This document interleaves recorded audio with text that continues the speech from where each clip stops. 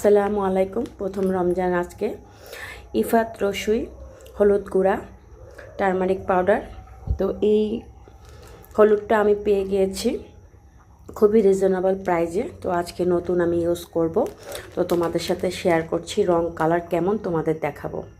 আমি নিজে যেহেতু আদা রসুন ধনিয়া জিরা ভাঙিয়ে নেই, তো এখন রান্নার পরে বুঝি যে কালার কেমন হয়েছে।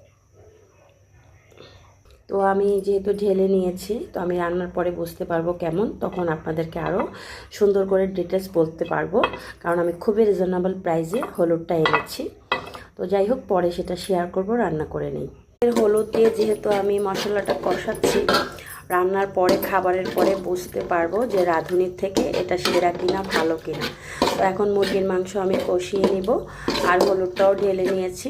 যদি ভালো হয় তোমাদেরকে আমি গ্যারান্টি দিব আমার থেকে তোমরা এটা রিজনেবল প্রাইসে নিতে পারবে। আর আমি খুবই কমে নিয়েছি, তোমরা অবাক হয়ে যাবে যে আমি কত কমে ডিসকাউন্ট অফারে এই ইফাদের হলুদ প্যাকেটটা নিয়েছি। তো তোমাদের সাথে শেয়ার করলাম বন্ধুরা। এখন মুরগি ধুয়ে বেছে একদম মাখা মাখা করে রান্না করব আজকে প্রথম রমজানের দিন।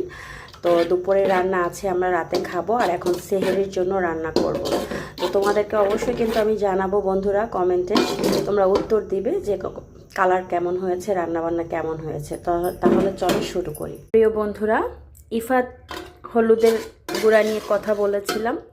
মোটামুটি ভালোই, রাঁধুনির কাছাকাছি না হলেও কিছুটা কাছাকাছি।